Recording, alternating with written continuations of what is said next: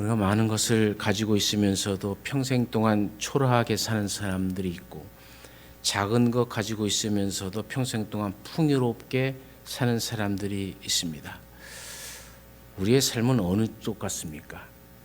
세상에 보면 이런 식으로 살아가는 사람들이 참 많아요. 신앙인들도 그렇게 사는 사람들이 참 많습니다. 오늘 본문을 보면 상이한 두 아들의 이야기가 나옵니다. 흥청망청한 아들, 그리고 구두쇠인 아들의 이야기죠. 그러나 본문의 중심은 이 두 아들에게 있는 것이 아니라 그 아버지에게 초점이 맞춰져 있습니다. 아들을 바라보는 아버지, 이 두 아들의 상이한 모습을 바라보는 아버지, 그 아버지의 마음은 어떤 마음이었을까요? 우리는 본문의 이 아버지를 통하여 우리를 향한 하나님의 마음이 어떠한지를 살펴보고 우리가 하나님께 기쁨을 드리는 그런 자녀가 되어지길 간절히 축원합니다. 첫 번째로 아버지의 마음은 어떤 상황 속에서도 아들이 돌아오기를 원하신다는 거죠. 오늘 많은 사람들은 하나님을 떠나 제멋대로 살면 참 자유가 주어질 줄 생각합니다. 하나님의 방식으로 살면 손해본다고 생각하는 거죠. 하나님 안에서 살면 삶의 즐거움을 누리지 못한다고 생각합니다. 하나님을 떠나야 부자로 잘 살 것 같이 생각되어지고 내 생각과 내 계획대로 해야 모든 것이 더 즐겁고 좋을 줄 알면서 하나님의 품을 떠나버립니다. 오늘 성경에 나오는 작은 아들이 그런 사람이죠. 어느 정도 자라니까 아버지에게 재산을 요구합니다. 그리고 며칠이 안 되어서 모든 재산을 돈으로 바꾸어서 아버지를 떠나가 버립니다. 그러나 아버지의 품을 떠나면 참 자유가 있을 줄 알았습니다. 그 돈이면 행복이 보장될 줄 알았습니다. 아버지의 품을 떠나면 많은 사람들과 어울리며 참으로 재미있고 즐거운 인생을 살 줄 생각한 것이죠. 그러나 아버지 품을 떠난 결과가 무엇입니까? 자유가 아니었습니다. 노예가 되어버린 것이죠. 16절 이하에 보면 돼지가 먹는 쥐엄 열매로 배를 채우는 노예보다 더 비참한 존재로 전락해버렸습니다. 쾌락도 한때였습니다. 돈이 있을 때였죠. 돈이 떨어지자 친구는커녕 쥐엄 열매 하나 주는 사람도 그에게는 없었습니다. 그럼에도 불구하고 여전히 이 말씀을 대하면서 사람들은 끊임없이 또 하나님을 떠나려고 합니다. 하나님을 떠나면 자유다, 행복이다, 쾌락이다, 큰 부가 있을 것 같다. 도스토옙스키는 이렇게 얘기합니다. 우리가 하나님을 떠날 때 우리는 하나님만 떠나는 것이 아니라 모든 것을 잃는다. 여러분, 유대의 왕 히스기야를 보십시오. 이 히스기야가 느우수단이라는 노뱀을 없애버립니다. 여러분, 이 노뱀, 느우수단이 무엇입니까? 이스라엘 백성들이 뱀에 물렸을 때 모세가 노뱀을 만들었죠. 하나님의 명령으로 만든 겁니다. 그리고 그 노뱀을 쳐다보는 자마다 그 불뱀에 물렸던 그 독이 깨끗이 해소되어지고 생명을 얻게 될 것이다. 그래서 사람들은 노뱀을 쳐다봤어요. 그리고 쳐다본 자마다 그 몸의 독이 깨끗이 해소가 되어서 살아나는 역사가 있었습니다. 그러니 이 노뱀이 얼마나 귀한 것입니까? 그런데 문제가 생겨요. 이스라엘 자손은 이 노뱀을 향해서 분향을 하기 시작합니다. 참으로 놀랍고 우스운 이야기 아닙니까? 만들라 하신, 치유하신 하나님을 섬기는 것이 마땅한데 그저 만들어진 그 노뱀을 섬긴다는 것이 얼마나 어리석은 일일까요? 그런데도 우리는 이 어리석은 일들을 이 땅 살아가면서 계속적으로 반복합니다. 보면서도 행하고 또 행하고 그릇된 것인 줄 알면서 뒤돌아서서 또 행해버리는 그런 잘못들을 저지르고 있는 것이죠. 우리는 흔히 우상을 어떤 형상으로 생각합니다. 그러나 가장 큰 우상은 나를 살린 것이 그것이 우상이 될 수 있다는 것을 알아야 됩니다. 하나님이 내게 주신 복이 우상이 되어지는 경우가 많이 있습니다. 우리의 기도 응답이 우상이 되어버리는 경우가 많이 있습니다. 나를 살린 것이 우상이 되어져 버리는 것이고 나의 힘이 되어진 것이 우상이 되어버리는 경우가 많이 있습니다. 여러분, 예를 들어 볼까요? 하나님이 나를 살리기 위해서, 나를 부욕하기 위해서 많은 물질을 내게 주었습니다. 권력을 주었습니다. 힘을 주었습니다. 그러면 그 물질이, 그 권력이, 그 힘이, 그 명예가 우상이 되어버리는 거예요. 그 물질이 우상뿐만 아니라 하나님이 내게 주신 모든 것들이 우상이 될 수 있다는 겁니다. 가족이 우상이 될 수가 있고요. 부부가 우상이 될 수가 있고요. 자녀가 우상이 될 수가 있고, 어떤 우리가 좋아하는 운동, 스포츠가 우상이 될 수도 있습니다. 고난이 우상이 될 수도 있습니다. 기도했던 그 기도 응답이 우상이 되어져 버리는 겁니다. 하나님을 생각지 아니하는 간증들이 얼마나 많이 유행합니까? 그 간증이 우상이 되어버리는 겁니다. 하나님 대신 세우려고 하는 그 모든 것들이 다 우상이 되어져 버리고 마는 것이죠. 그래서 히스기야는 과감하게 이 노뱀을 없애버렸습니다. 오늘도 우리에게 이런 결단이 있어야 되는 것이죠. 진정한 자유와 행복을 원하신다면 이 땅에서뿐만 아니라 하나님 나라에 이르렀을 때 착하고 충성된 종이라 칭찬받는 그 즐거운 잔치에 참여하는 백성이 되기 위해서는 우리의 우상을 제하고 하나님 품으로 돌아와야 합니다. 여러분, 이 둘째 아들은 어떤 아들입니까? 돈을 세상의 그 어떤 것보다 더 중하게 여긴 아들 아닙니까? 그러니까 아버지가 돌아가시기 전에 유산에 내 몫을 주십시오 하면서 나가버린 아들 아닙니까? 인륜과 도덕과 같은 삶의 중요한 원칙들을 우습게 여기고 세상의 그 어떤 것보다도 돈을 중요하게 여긴 아들입니다. 두 번째로, 그러나 돈의 진정한 가치를 알지 못하는 사람이라는 것이죠. 돈을 땀 흘려 번 적도 없었습니다. 아버지 것을 허랑방탕하게 육체의 쾌락만을 추구하다 탕진한 아들이었다는 것이죠. 세 번째로, 더 중요한 것은 아버지를 떠난 아들이었다는 거예요. 거지가 되어버렸습니다. 하나님께 돌아온다는 것은 이 탕자처럼 이제 마음을 바꾸는 겁니다. 지금 상황이 어떤 상황이든 아버지에게 가면은 살 길이 있다, 이것을 발견해야 되죠. 두 번째는 생각을 바꾸는 겁니다. 모든 전환은 생각의 변화로부터 시작되어집니다. 자신은 이대로 살면 굶어 죽는다는 것을 알아야죠. 아버지께 가면 풍족한 삶이, 내 아버지의 종들도 나보다 더 풍족한 삶을 사는데, 이 생각의 전환, 생각을 바꾸는 거예요. 아버지에 가면 풍족한 삶이 보장된다는 것이죠. 아버지께로 돌아가면 살 길이 있다는 겁니다. 우리가 빨리빨리 하지만, 빠른 것도 중요하지만 속도보다는 방향이 중요하죠. 방향이 잘못되면 속도는 아무런 의미가 없습니다. 세 번째로, 삶의 목표를 바꿔야 됩니다. 세상을 향했던 발걸음을 이제 아버지께로 향해집니다. 세상의 목표였던 것이 이제 아버지의 집이 목표가 되어지는 것이죠.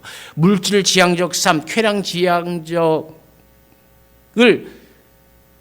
포기하고 다 내려놓고 다 잘라버리고 이제 품꾼으로도 줬사오니 아버지 안에 사는 삶으로 삶의 목표가 바뀌어지는 겁니다. 네 번째는 삶의 방식을 바꿔야 돼요. 예전에는 아버지의 간섭을 귀찮게 여겼습니다. 그래서 빨리 나가기를 원했죠. 아버지께서 원하시는 그 삶의 방식에 동의하지 못했습니다. 자유가 제한받는다 생각했습니다. 여러분, 우리가 차를 운전하다 보면은 항상 걸리는 게 신호등 아닙니까? 그러면 신호등이 걸리적거린다고 생각하고 그냥 가버리면 어떡합니까? 반드시 사고가 나게끔 돼 있죠. 새가 날개가 걸리적거린다고 다 잘라버리면 그 새는 어떻게 되겠습니까? 날아가는데 공기가 저항이 된다고 진공 상태를 만들면 이 세상이 어떻게 될까요? 고기가 물 때문에 참새처럼 날을 수 없다고 물 없는 육지로 폭 튀어나오면은 그 물고기는 어떻게 될까요? 생물마다 자신에게 가장 적합한 삶의 방식이란 것이 있습니다. 그 방식을 거슬리면 불행과 죽음이 따르는 것이죠. 우리 인생도 마찬가지입니다. 하나님이 참으로 행복하게 살 수 있는 방식을 우리 사람들에게 주었습니다. 그 방식을 떠나면은 인간은 불행해지는 겁니다. 그러나 그 절망의 늪에 있다 할지라도 우리가 하나님을 향하면 인생의 대전환점이 시작되어지는 거죠. 이 탕자처럼 180도 달라지는 인생을 살게 되어지는 겁니다. 믿음의 조상 아브라함에게도 이 인생의 전환점이 있었죠. 갈대아 우르에서 우상 장사의 아들로서의 삶을 살아가고 있을 때에 하나님의 부르심을 받고 그것을 떠나서 믿음의 조상이 되었지 않습니까? 요셉도 마찬가지고 모세에게도 이 전환점이 있었고 다윗에게도 이 전환점이 있었습니다. 바울에게도 이 전환점이 있었죠. 예수를 믿는 사람들을 잡아 죽이는 사람이 아니었습니까? 그러나 담메색 도상에서 부활하신 예수님을 뵙고 인생이 변화되어서 세계를 향하여 선교의 포문을 여는 사람으로 그 인생이 바뀌었잖아요. 우리가 하나님 아버지께 나아가면 보장된 새로운 세계가 열려집니다. 아버지는 아들을 알아봅니다. 거리가 먼데도 달려가 목을 안고 입을 맞추죠. 한 번도 잘못을 추궁하지 않습니다. 종들에게 좋은 옷을 가져다가 입히고 가락지를 끼워주고 송아지를 잡아서 잔치를 베풀며 즐거워합니다. 왜요? 단 한 가지 이유 때문입니다. 죽은 아들이 살아났다라고 이렇게 얘기하지 않습니까? 아버지의 품을 떠난 것은 죽은 겁니다. 그러나 아버지의 품으로 돌아오면 살아난 겁니다. 우리 인생도 마찬가지입니다. 하나님의 품을 떠나면 죽은 인생이 되어지는 거고요. 하나님의 품에 돌아오면 산 인생이 되어지는 겁니다. 아버지가 원하는 방식에는 잔치가 준비되어 있지 않습니까? 아버지는 모든 것을 용서하고 또 모든 것을 주고 그 아들을 받아주십니다. 새로운 언약의 표시로 가락지도 끼워줍니다. 다시 시작하자는 얘기죠. 그리고 신발을 신겨줍니다. 사랑하는 아들아, 이제부터 이 신발 신고 재출발하자라는 말이죠. 많은 사람들 앞에서 잔치를 배설하면서 그 모든 것을 아들에게, 이 아이가 내 아들이다, 그 말의 의미가 뭐겠습니까? 이 아들은 여전히 나의 아들일 뿐만 아니라 나의 상속받을 아들이라는 것을 다시 한번 이야기해 주는 것이죠. 우리는 절망의 계곡에 떨어질 때가 있습니다. 인생이 참으로 어려울 때 당할 때가 있습니다. 정말 먹을 것도 없어서 구걸하는 그런 심정으로 살아갈 때가 있습니다. 그러나 절망의 계곡에서 뒹굴러지는 않아야 됩니다. 쾌락의 늪에서 허우적거리지 않아야 됩니다. 가늠하다 걸려 현장에서 돌에 맞아 죽을 여인도 우리 주님은 받아주셨습니다. 그러므로 우리도 아버지께로 나아갑시다. 오늘도 우리가 돌아오기를 기다리는 그 아버지의 마음에 기쁨을 주는 것은 바로 내가 아버지의 품으로 돌아오는 그 사건입니다. 우리의 마음도 생각도 우리의 삶의 행동도 다 아버지께로 바르게 향하기를 간절히 축원합니다. 두 번째로 아버지의 마음은 우리와 함께 형제 자매됨을 누리시기를 원한다는 것이죠. 오늘 성경에는 탕자 한 명이 더 나옵니다. 집에서 떠나지 않고 일한 형이죠.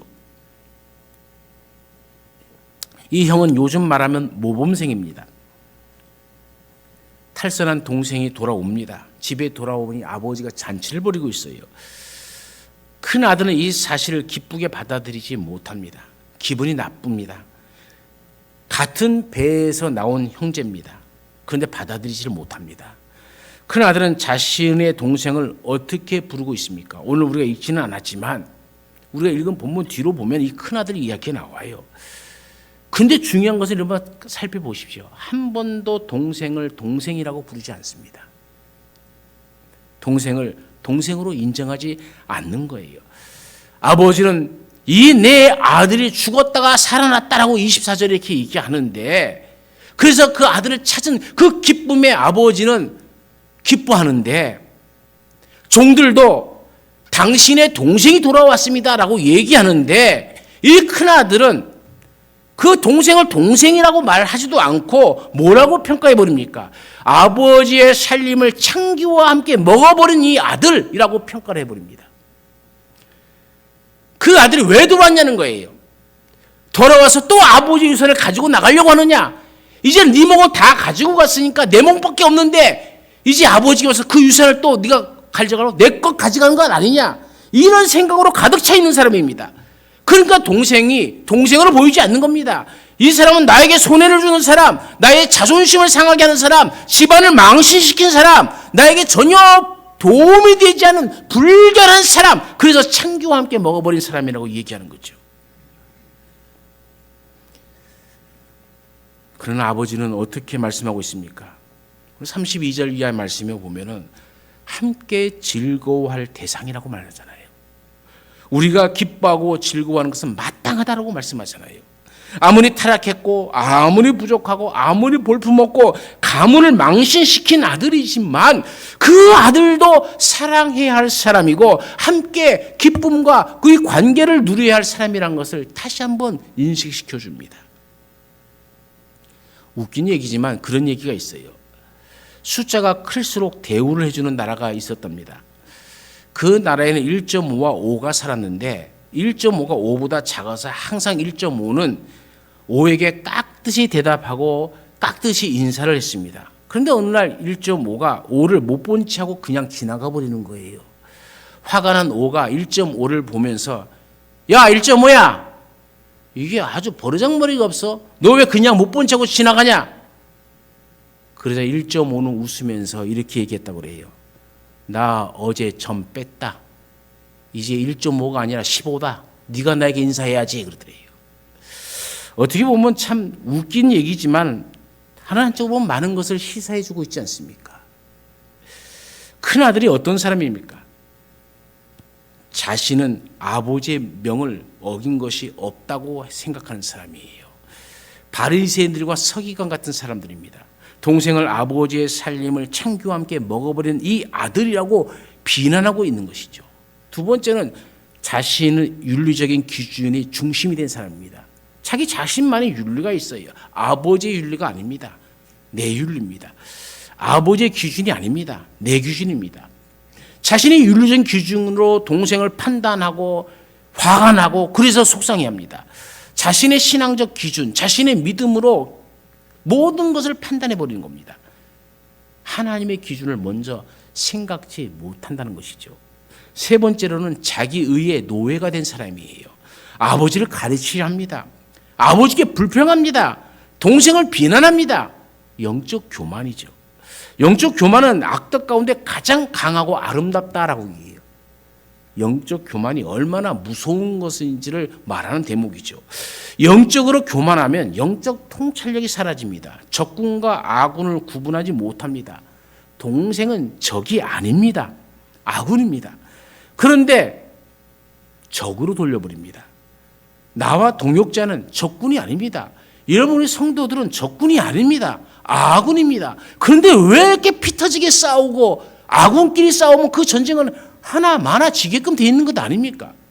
우리는 영적으로 사탄의 계략과 우리를 괴롭히고 교회를 무너뜨리려고 하는 그 악한 세력들과 싸워야 할 대상인데 그들과 싸우기 이전에 교회가 먼저 자기들끼리 다 싸워버려요. 그리고 스스로 무너져 버려요.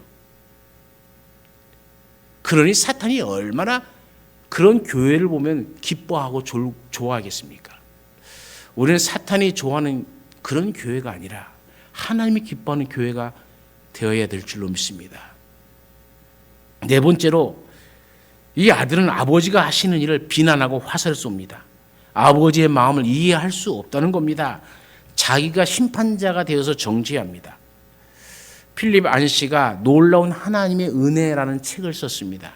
그 책 앞부분에 자신이 들은 한 친구의 이야기를 실화를 거기에다 그대로 적어놨어요. 그 내용이 그런 겁니다. 창녀 하나가 이 사람을 찾아옵니다. 울먹이며 하는 이야기가 2살 된 자기 딸을 변태 섹스를 하는 남자한테 돈을 받고 팔았다는 겁니다.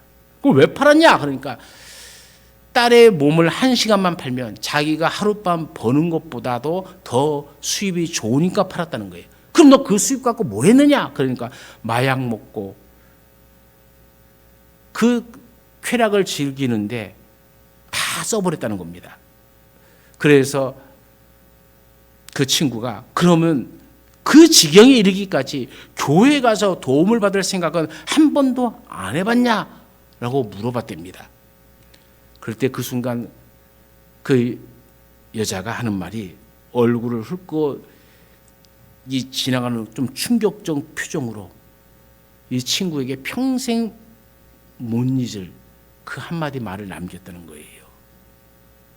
교회요? 거긴 뭐하러 가요? 그렇잖아도 비참해서 내 죽겠는데 가면 그 사람들 때문에 더 비참해져요. 참 요즘 현대 교회가 세상을 향해서 다시 한번 깊이 생각해 볼 문제 아닙니까? 교회가 은혜를 잃어버리면 안 됩니다. 우리가 은혜를 잃어버리면 안 되는 거죠. 그는 책에서 계속적으로 말을 합니다. 교회만이 은혜를 줄 수 있다는 거예요. 불교도 힌두교도 유교도 은혜를 말하지 않습니다. 이 시대의 마지막 최고의 단어가 은혜라는 단어라는 거예요. 물 한 방울 속에 해의 모습이 숨어 있듯이 복음의 진수가 이 은혜 속에 다 들어가 있다는 것이죠. 고든 맥도날드가 이렇게 얘기합니다. 웬만한 일에는 세상도 교회 못지 않거나 교회보다 낫다. 세상이 교회보다 낫다고 얘기합니다. 그런데 세상이 못하는 일이 하나 있다. 세상은 은혜를 베풀 수 없다라고 얘기합니다. 다시 말하면 교회가 가장 교회다울 수 있는 길은 은혜가 있어야 된다는 거예요. 우리는 은혜로 누리는 사람들 아닙니까? 상대의 조건을 보고 사람을 대하는 사람이 아니지 않습니까? 하나님의 은혜로 이웃을 형제로 대하는 사람들이잖아요. 우리 교회는 하나님의 은혜로 서로 형제됨을 누리는 그런 교회가 되어야 됩니다. 서로가 서로에게 비난하는 교회가 아니라 이해하고 배려하고, 그래서 우리 가운데 바울이 빌립보 교회에게 편지한 것처럼 사랑에 풍성하기를 기도한 것처럼 사랑에 풍성해지면 모든 허물은 다 덮어집니다. 우리 교회가 이런 사랑에 풍성하고 은혜가 풍성한 교회가 되어지기를 간절히 축원합니다.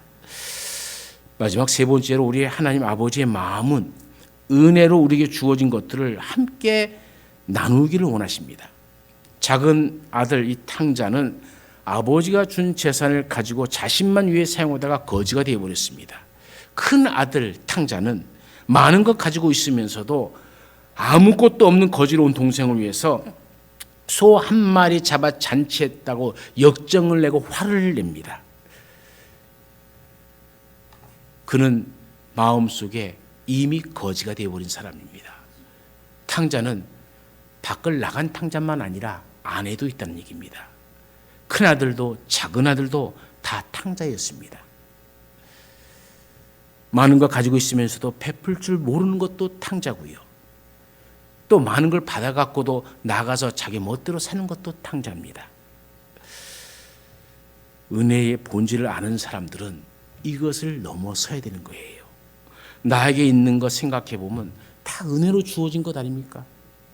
그거 가지고 있다고 해서 다 내 것 되는 것 아닙니다. 어차피 써야 하고 쓰지 못하고 죽으면 다 놓고 가야 될 것 아닙니까? 은혜라는 것이 무엇입니까? 받을 자격이 없는 나에게 무조건 베풀어 주어진 것이죠. 우리의 잘못을 따지지 않고 주시는 하나님의 사랑이 은혜입니다. 그러니까 은혜는 자격을 따지지 않아요. 그것이 첫 번째입니다. 은혜는 내 힘으로 얻어낸 것이 없습니다. 벤자민 워필드라는 사람이 이 은혜란 자격이 없는 자에게 공짜로 내려지는 하나님의 호의의다라고 얘기합니다. 은혜로 사는 사람은 은혜 받는 사람이 사랑받을 만한 어떤 일을 했는지를 묻지를 않습니다. 은혜로 사는 사람은 상대방의 반응이나 능력과 무관하게 작용을 합니다. 그저 베푸는 것이 좋은 것이죠. 우리 예수님의 삶이 그랬습니다. 나가서 금방 배신할 유다에게도 주님은 성만찬에 떡을 주었고 포도주를 마시겠습니다. 마지막까지 베푸신 은혜 아닙니까? 그렇다면 우리가 그 은혜를 깊이 간직할 줄 알아야 되는 것이죠. 두 번째로 은혜란 일방적인 것이죠. 은혜는 받을 자격이 없고 받을 만한 일도 한 일이 없고 되갚을 능력도 없는 사람에게 무조건적으로 주어지는 겁니다. 그러므로 은혜로 사는 것은 내가 마땅히 받아야 할 대가를 계산하지 않는 거예요. 내가 이렇게 했기 때문에 이렇게 푹 주실 거야 라고 하는 것은 장사입니다. 우리는 하나님과의 관계 속에서도 장사꾼이 되려고 하는 사람들이 참 많아요. 나에게 필요한 것에 집착하지 말아야 됩니다. 내가 이것이 필요해도 내가 이것을 했기 때문에 하나님께서 주신다라는 그것은 거래죠. 우리는 자꾸 하나님과 거래를 하려고 그래요. 그래서 참된 하나님의 은혜를 누리지를 못합니다. 세 번째로는 은혜는 갚을 수 있는 것도 아닙니다. 구원도 내가 노력해서 받은 것이 아니고 매일 밟고 다니는 땅도 내가 만든 것 아니지 않습니까? 등산하는 산, 마시는 물, 산소 내가 만든 것 아니잖아요. 이 모든 것을 함께 누리니까 얼마나 풍요롭고 얼마나 좋습니까? 좋은 것을 나누면 배가 되고 힘든 것을 나누면 반이 되어집니다. 한 사람이 이것을 다 가지려고 하면 서로 비교하게 되고 네가 많이 가졌네 내가 많이 가졌네 서로 지나치게 욕심을 부리게 되어집니다. 그러면 정작 누리지 못하고 모으는데 일생을 보내다가 다 모아놓고 그냥 깨꼬닥 죽어버리는 거예요. 그럼 이것이 누구 것이 되겠습니까? 오늘 성경에 나오는 큰아들 보세요. 왜 나눔의 기쁨 이 누림의 기쁨을 갖지 못하고 이 왜 누림의 이 잔치의 기쁨으로 참여하지 못하고 불평하며 분노합니까? 큰아들은 동생에게 나누어 주기 싫은 겁니다. 동생이 돌아온 것이 자신에게 손해라고 생각하는 겁니다. 자신만 인정을 받고 싶은 겁니다. 자신이 무대의 중앙에서 서기를 원하는 것이죠. 지나친 이기심이죠. 사람들은 더 많은 것을 가지면 가질수록 행복해지고 더 많은 것을 가지면 가질수록 중요한 사람으로 대우받고 더 많은 것을 가지면 가질수록 더 안전해진다는 생각들을 합니다. 그러나 꼭 그런 것만은 아닙니다. 버는 기쁨, 모으는 기쁨도 참 큽니다. 그러나 나누는 기쁨, 잘 쓰는 기쁨은 더욱 큽니다. 우리는 나에게 주어진 건강을, 지식을, 명예를, 권력을, 믿음을 그리고 사랑과 물질을 나눌 줄 알아야 됩니다. 그것이 은혜의 삶이죠. 우리는 온도계처럼 사는 사람이 아니라 온도 조절 장치와 같은 사람으로 살아야 되죠. 외부의 것에 의해서 내려갔다 올라갔다는 그 온도계가 아니라 그리스도의 은혜로 말미암아 방의 온도를 따뜻하게 자동적으로 맞추어주는 사람. 이러면 얼마나 멋있습니까? 혼자만 너무 누리려고 하지 마십시오. 모든 것은 은혜로 주어진 것입니다. 누리는 것 중에서 가장 귀한 누림은 같이 누리는 것이에요. 미국의 철강왕 앤드류 카네기는 상속은 자식들의 재능과 에너지를 망치게 하는 것이다. 저 세상으로 돈을 가지고 간다는 것은 참으로 부끄러운 일이다 라고 얘기했어요. 1919년에 사망할 때까지 전 재산 4억 9,200만 달러. 여러분이 1919년도에 4억 9천만 달러를 생각하면 지금 돈으로 헤아릴 수 없는 돈입니다. 그 돈을 전 재산을 가지고 3,000개의 도서관을 설립했고 8,000대의 오르간을 교회에 또 대학에 기증을 했어요. 코렐 대학과 각종 사회 단체에도 아낌없이 기부했습니다. 그리고 자식에게는 단 한 푼도 물려주지 않았어요. 그렇다고 카네기 가가 망했습니까? 그 전통은 계속적으로 이어져 가고 있지 않습니까? 가정용품 유통업체인 미국의 홈디포사 공동 창업자인 케네스 랑곤이라는 사람이 있습니다. 이 사람은 전 재산을 사회에 환원시켰습니다. 그러면서 하는 말이 부는 거름과 같아서 쌓아두면은 썩은 냄새를 풍기지만 뿌려주면은 많은 것들을 잘 자라게 도와준다라고 얘기합니다. 미국의 부호들은 세상을 떠나면서 재산 대부분을 대학에 또는 교회에 또는 사회에 기부하는 참 아름다운 모습을 보입니다. 그들의 유산은 대학을 통해서 교회를 통해서 세상에 수많은 인재를 만들어내고 있었죠. 여러분 우리나라의 YMCA가 지어진 것도 또 우리나라의 많은 사람들이 그 일제시대 그 조선 말기 시대 때에 미국으로 유학 간 것도 다 이분들의 물질로 우리가 교육받고 돌아와서 한국이라는 나라를 세운 겁니다. 우리는 어떻게 보면 갚을 수 없는 그 큰 은혜를 받으면서도 누구 하나 기억하는 사람 있습니까? 아무도 기억하지 않아요. 이걸 뭐냐면 은혜를 망각한 자들이라고 하는 거예요. 우리는 은혜를 망각한 자입니다. 우리나라가 가난할 때에 세계 모든 나라들이 도와줬고, 특히 교회가 미국의 선교회에서 우리가 감당치 못할 교육 사업들을 얼마나 많이 해주었습니까? 그래서 이 나라가 이만큼 잘 살게 되어진 것이죠.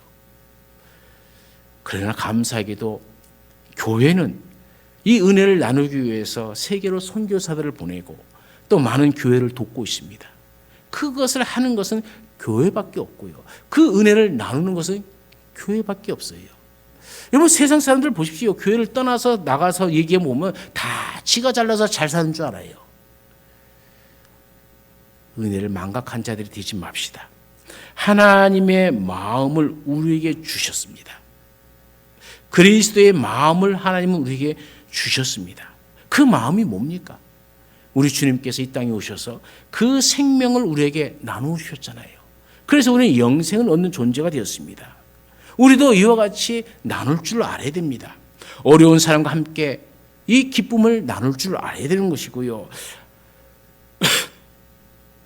또 우리의 비난받는 창기와도 하나님 나라를 누릴 줄 알아야 됩니다.